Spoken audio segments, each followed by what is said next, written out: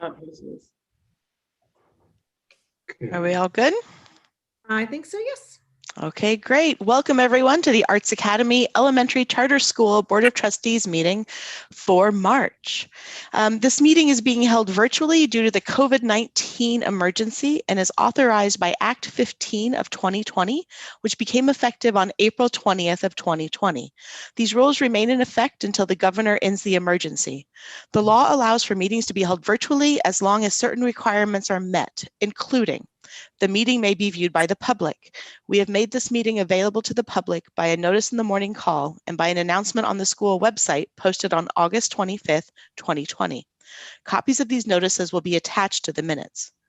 The notices advise the public that this meeting may be viewed by joining the Zoom link posted on the school's website and via the school's YouTube channel. We have made provisions for public comment before, during, and after the meeting. If you have already submitted written comments, those comments were distributed to board members. As far as I know, we have not received notice that anyone wishes to comment during the meeting. I will verify this at the conclusion of this statement. If you wish to submit written comments after the meeting, you may do so by first-class mail addressed to Janir Hankerson, Board Secretary, Right to Know Officer, at 601 Union Street, Allentown, PA 18101, or by email addressed to jhankerson@artsacademyecs.org. All comments must be about the subjects on the agenda. All votes will be taken by roll call. We are using the record feature of Zoom to record this meeting. The link to access the recording will be posted to the school's website. If any members of the public sent comments to us before the meeting, those comments will be added to the minutes. Board Secretary, did we receive any advanced comments? No, we did not. Okay. Did anyone register to make a comment during the meeting? No. Thank you very much. At this time, I would like to salute the flag. Ms. Hanslick, there we go. I pledge allegiance to the flag of the United States of America and to the republic for which it stands, one nation, under God, indivisible, with liberty and justice for all. Okay, Board Secretary, if you take roll, please. Ms. Best? Present. Ms. Sabo? Present. Mr. Gallagher? Present. Ms. Sigley-Grossman? Ms. Hanslick? Present. And Ms. Groff? Present. At this time, I'll entertain a motion to approve the agenda. Rosalie Sabo makes a motion to approve the agenda. Danetta Groff, I second the motion to approve the agenda. If we can take it by roll, please. Ms. Best? Approved. Ms. Sabo? Approved. Mr. Gallagher? Approved. Ms. Hanslick? Approved. And Ms. Groff? Approved. At this time, I'm going to ask Ms. Hanslick to read the mission statement. Mission of the Arts Academy Elementary Charter School, a model for arts integrated education, supports all students attaining high academic achievement and artistic expression by enriching their standards-based elementary experience using a palette of art-infused curriculum as a foundation for their future growth. Thank you. At this time, I'll entertain a motion to approve the board minutes from February 25th. I'll make a motion to approve the board minutes from February. Gallagher. Will second that. And can we please take it by roll? Ms. Best? Approved. Ms. Sabo? Approved. Mr. Gallagher? Approved. Ms. Hanslick? Approved. And Ms. Groff? Approved. Okay, it appears that we do not have reports and announcements this month, so we will move on to the Chief Executive Officer recommendations. As is our practice, the CEO's report will contain the reports from the administrative team, and I will comment and enhance as appropriate. We will begin with Mr. Ladek and technology.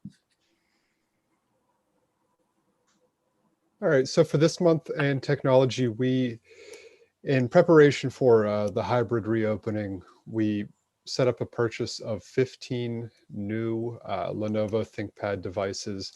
And these devices will specifically be used to run the virtual feed for our classroom teachers who are teaching from home to be able to see what's happening with our in-person teachers and the the limited number of students that'll be on site every day. So we were really excited.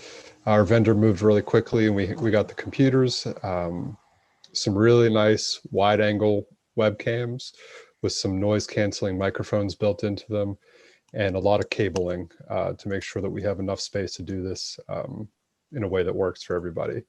We did a little testing the other day. Our tech administrator, Eric, and myself set up the camera and checked to different angles, and I think we got something really great for the teachers to use. So we're really excited about it. That's tech. I'll hand it off now to Ms. McCollum for her principal's report. Well, I would like to start off with Middle States. We did have our virtual visit this month, and the oral report from the chair, Dr. Nancy Burke, was incredibly positive. We were just very, very excited, very thrilled with everything that she had to say about how she felt that our school really was a model for the school culture that we had. They said the students were very enthusiastic about our program. They loved talking to them. Our parents, very supportive of everything that we do here. They commented on the board's involvement and the overall leadership and structure of our school. And Dr. Nancy Burke acknowledged all of the work that we've done and provided a very detailed report that we are in. We have a copy of it now. She's actually still, I guess the practice is that they will give us an internal record of that report before she submits it, or as she's submitting it to the Middle States Accreditation Board. So we have an opportunity to fact check a couple things. And while it's not public yet, it's just very, very positive. And she ended her oral report stating that she was going to recommend us for a full 7-year accreditation. So very, very exciting, very long process. And they just had tremendous things to say. Our staff was amazing as well. So can't be any more excited about that. Just looking forward for the official letter at this point. That's what it is. Just a quick note about the official letter. What Middle States does is the board, which is located down at Drexel University in Philadelphia, receives Dr. Burke's report. They put that in the pile with all the other schools. And we are aware right now that a number of schools, because of the virtual situation, dropped out. They were uncomfortable trying to take on Middle States in a virtual environment, but we felt we could move ahead and we could get it done. And we're very pleased that we did. So what happens now is they have reports that are recommended without reservation, like one of ours, and they have reports that have conditions and other things. So typically the board takes our report and puts it in the pile of the approvals, and then reviews the ones that have reservations and other concerns, and they make a determination as to what kind of approval to give them. That meeting occurs in April. We're not sure of the exact date, but we should receive our formal letter from Middle States if we in fact are on the schedule and reviewed in April, which we expect. Yes, no stipulations, no monitoring statements, just, they of course have some general recommendations, but nothing that would be a part of, or as seen as something to work on toward accreditation. She offered her full recommendation that we get it. So very excited about that. So for the entire 7 years, we received not a single monitoring. So it's a very, very good report, guys. We should be very pleased, all of us. Congratulations. Thank you. And thank you all for your support. It was a wonderful, true opportunity to have both Sally and Rosalie working. Dan's support as well with all the budget review and the board policy review and support with the curriculum. And of course, Rosalie's involvement on the steering committee. So they were very impressed with that. And I know that we appreciate that as well. So It was exciting. So other big news is our decision to go hybrid. We did survey the staff, the families. Some parents were starting to question, if we were considering opening. The CDC had put out new guidelines stating that even in substantial levels of COVID transmission, that they still recommend that elementary schools at least be open in a hybrid model. And we did put together a schedule that mirrors our our virtual schedule, so that all children will still be educated by their classroom teacher. Some of those classroom teachers will be in the building. Some will be remoting into the building from home. And the students in the hybrid program will be supported by other teachers in the building. So it seems to really, be working. Our numbers are stabilizing. We did offer some additional families to come in from the wait list in light of the most recent update for the CDC to recommend 3 feet of distance. So we're still at a 6 foot distance for lunch, for most of our classrooms. But, we're at this point, we're able to accommodate all families that wanted to come in. So we're excited about that. It's still about 50% or less of families who are choosing to come in.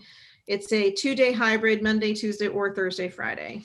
Wednesday, essential staff will be in the building while they do a deep cleaning. All students will be virtual on Wednesdays. I am presenting, we did include in the packet an updated health and safety plan.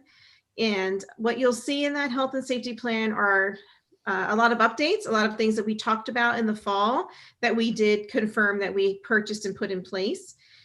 Just to highlight some of those, and I'll turn to Mr. Laddick to support this. We are using all the upstairs classrooms, so they all have sinks. I know hand washing stations was a concern at one point, but the schedule allows us to utilize, we're using the arts classrooms as regular classrooms, and the kindergarten, first grade have been outfitted with the regular size desk for the larger kids. We purchased, I don't know how many water bottles, cases of water bottles. 7,000 individual bottles of water. I recommended we went with the 8-ounce size. The kids never finish the bigger ones, but if a child does run out of water, we want them to bring their own, but if they run out, we have plenty of water to give them. The water fillers are not available, so this was plan B. We have purchased, Brandon, I'll turn to you again to talk about the masks that we've purchased. Yeah, like a number of different styles of, we do have the fabric mask with the clear window for anybody who chooses to use those. We took advantage of a program that the IU offered back in July or August, I think, of last year, cloth masks for students that we had. So we submitted how many kids we had. I think I have something around 1,500 cloth masks, child size, that we got through the program donated to us. And then just any kind of different versions of cloth masks for adults, and the medical, the blue and white medical grade ones as well. So I feel that we're pretty well covered with PPE in the building right now. And that was our plan. If a child forgets theirs, loses theirs, ends up in the toilet, you know how those things go. We have plenty to provide for backup. We have, did you want to talk about some of the cleaning procedures? Yeah, along with the 7,000 bottles of water, we went through WB Mason, I think it was. I purchased cases of Clorox wipes only for the staff members to use. So anytime the kids are out of the room, a teacher can choose to grab those wipes and a pair of gloves and just go ahead and wipe down all the surfaces that they feel like they need to. We also, back in last spring, we were able to jump with our janitorial supply company and get some high efficiency, wide coverage disinfectant sprayers. So that's going to be part of the process Wednesdays, and potentially even over the weekends too. We're looking at options for a second deep cleaning, just to really double down on that process. And then we had some new sanitation stuff installed in our kitchen. Wasn't necessary for what we do, but just looking forward, we had time to do it, so we went ahead and did that too. We also purchased transparent Tupperware bins that will sit next to each student's desk. Green tape to tape off where each student's little bubble will be, that they can kind of stay in that designated space to keep the social distance. So we're setting those classrooms up right now for that. What about the air filtration? Yeah, we've looked at a couple of different options. We've installed higher level. It's MERV rating, MERV. I don't remember what the acronym is off the top of my head, but we went from a level 8 to a 13.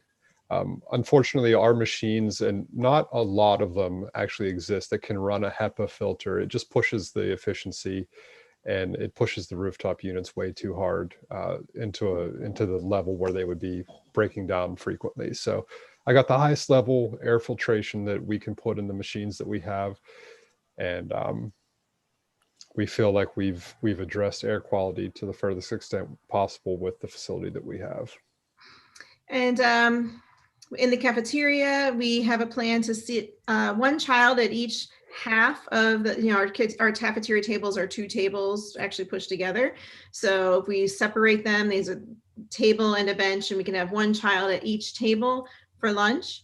And they're 6 feet apart. So that gets them out of the classroom. It gives the hybrid teacher a bit of a break. It's certainly not the cafeteria that they would normally be in. However, when they finish eating, we get to take them outside because we purchased 8-foot steel barriers that are interlocking, and we have basically a fence for the first time for recess. And that fence will extend out the back of the cafeteria, pretty much around the whole side of the building on 6th Street. We're not going to have any parking there, so it'll at least let the students be able to, they'll still have their masks on, but let them run around, get some fresh air. And I'm excited about that, socialize a little bit. I'm really excited about those barriers. Yeah. To build off of what Crystal was saying in the cafeteria, we can fit 36 students at the 6-foot social distance recommendation in our cafeteria. So we're really excited to be able to offer that. And then April 1st was one of our original part of our spring break that we did take back as a school day because of the inclement weather days that we had taken back in the winter. So on April 1st, we're bringing all the staff that is working in the building into the building to do some training, talk about logistics, arrival, dismissal. We are planning to bring families through the parking lot in 2 lanes. We have an app that we're going to be testing out, but families will have a sign in their window with a code number on it so that we can then dismiss the students from their classroom. I'm really excited about that because that's something I wanted to do anyway. And this is an opportunity to do it with our smaller numbers. So we have about 100 students each day. So that's going to be very manageable.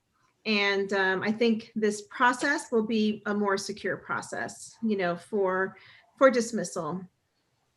And we'll be able to escort the students out. That's pretty much it, but the safety plan will be posted on our website. And what I did was I highlighted in green anything that is an update compared to when we first put this plan together in the fall. We're really excited about it.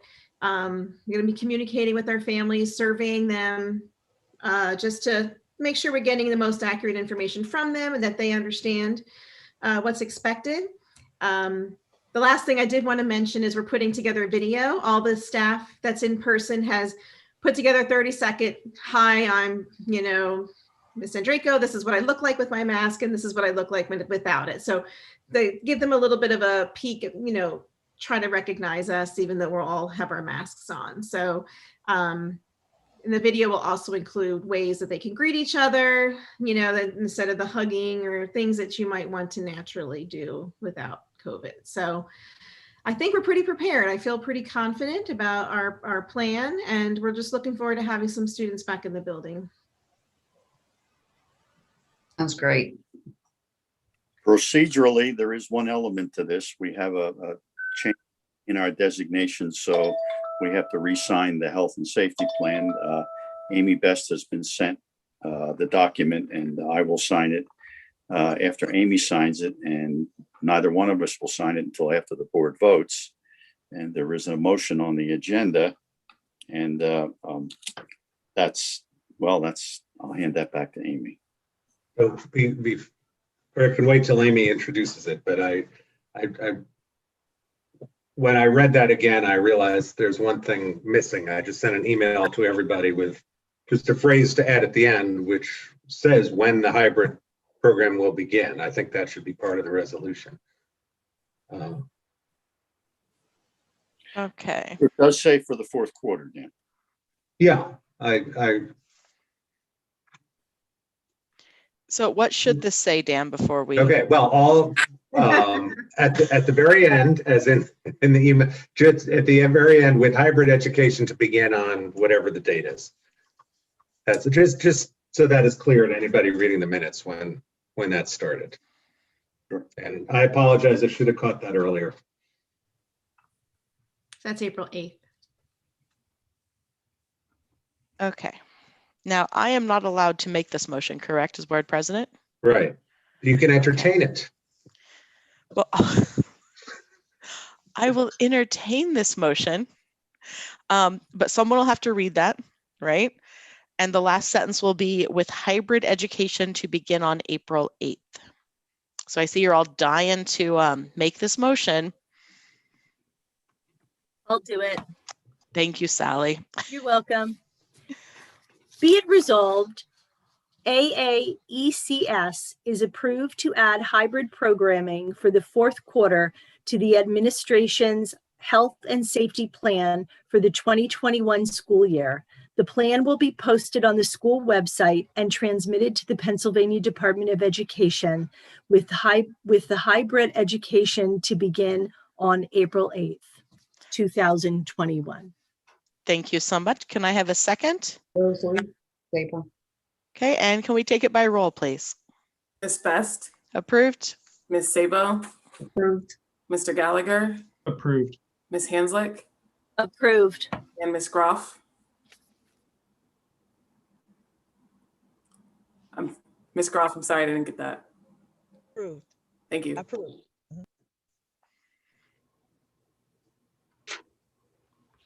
Okay, is there anything else on the CEO report?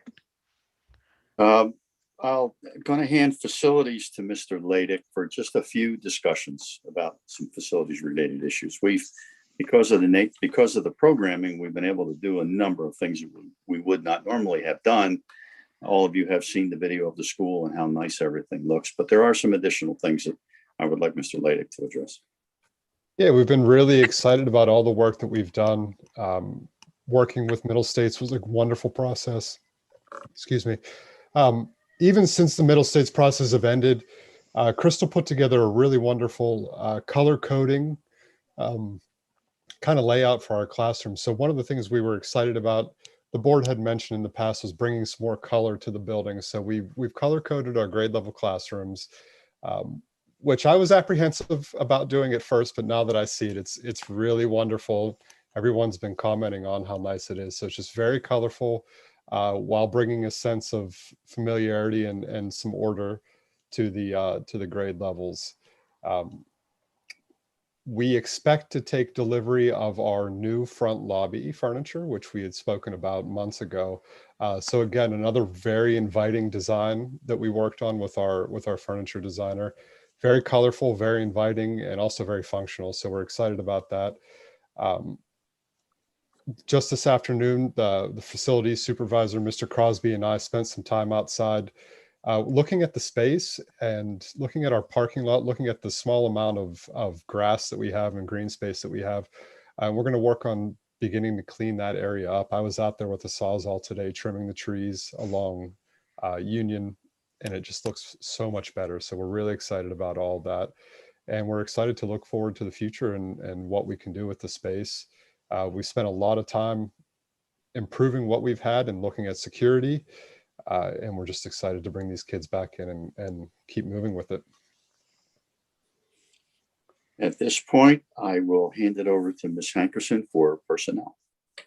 One personnel change, the resignation of Michelle Banks as the Director of Curriculum and Instruction, effective March 12th, 2021. And sorry, guys, Ms. Banks let us know that she is quite a distance from the school and she was looking for something a little closer to home and she was able to find something. So we are happy for her in that sense, that she lives in Blakesley, which is a long way from the school. And that was part of what she was looking to do. I will now hand it over to Mr. Gallagher for finance.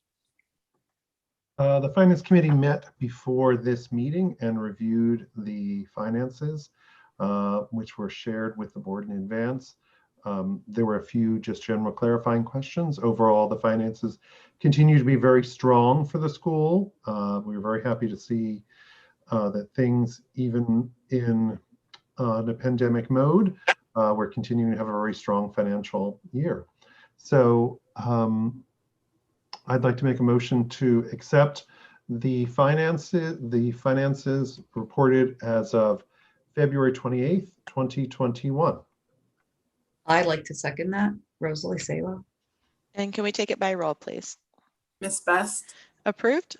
Ms. Sabo, Approved. Mr. Gallagher, Approved. Ms. Hanslick,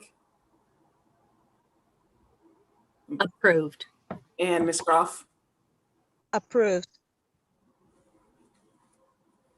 And the only other thing on there was a reminder to everyone to please turn in your financial interest forms to Janir by the May 1.